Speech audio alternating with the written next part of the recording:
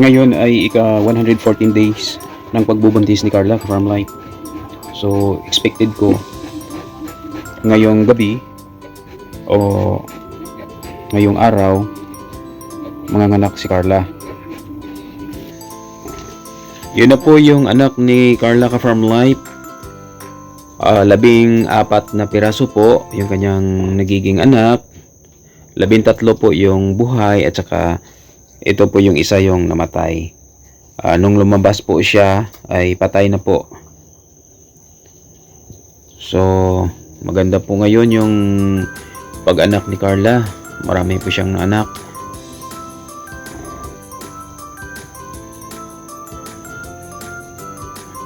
Ayun, masigla na po yung kanyang anak. Matatapos lang po niyang mga anak.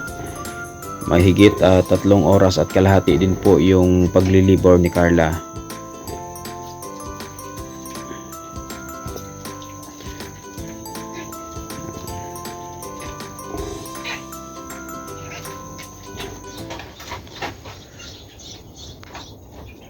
Ngayong araw po ay ika 3 days na ng panganganak ni Carla. At tayo po ngayon ay mag-inject ng iron sa ating mga biik. Yung anak po ni Carla ay 13 piraso mga ka-Farm Life. At ngayon, bibigyan natin sila ng iron.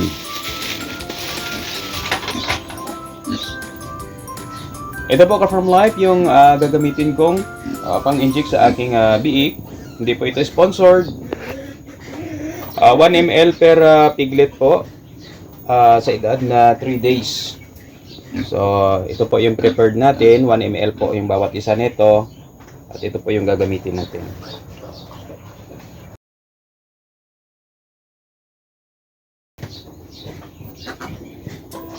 Ito po yung gagawin natin sa Farm Life po. Dito po natin sa inject sa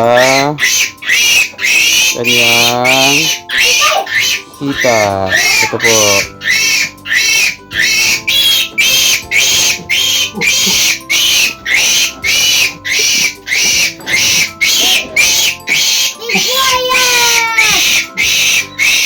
Okay. Tapos na po. Ito po, Farm Life. Intravascular po. Pasok lang po dito sa kanyang hita. Tapos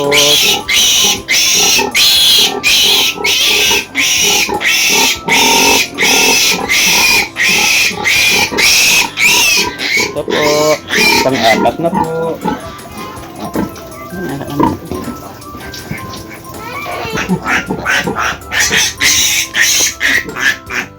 Ito po, Farm Life. Pang-anim. Ipit lang natin dito sa ating armpit. Tapos pasok natin dito sa kanyang paa. Ganyan lang. Ganyan lang ka-Farm Life. Ay.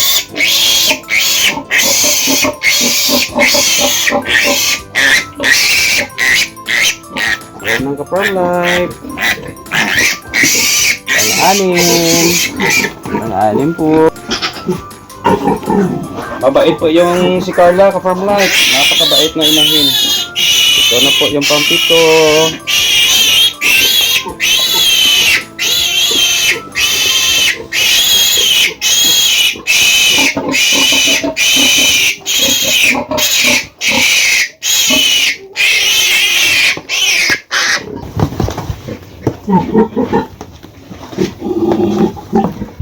Yun na po sila ka-Farm Life. Ang 10 piraso na po.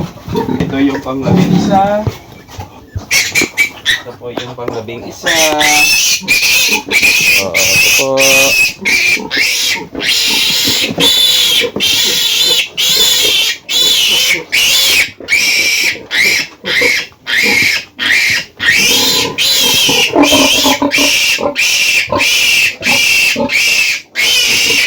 Panglabing isa.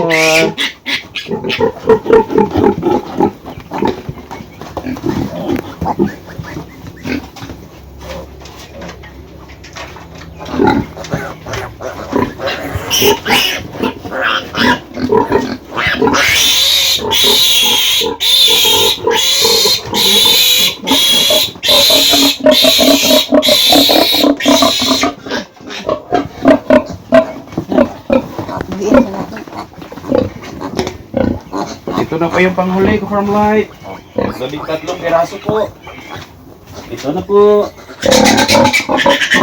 Carla. Kabait po ng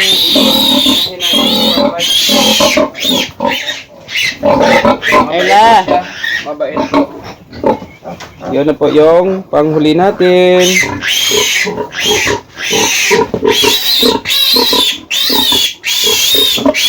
Carla. Ayun, tapos na po. Ayun, masikip po sila dito. 13 piraso. Dami nga yung anak ni Carla, ka-farm life. 14 ito, kaya lang namatay yung isa. Pero bago natin sila ibalik dito, ilinisin muna natin yung kanilang kulungan.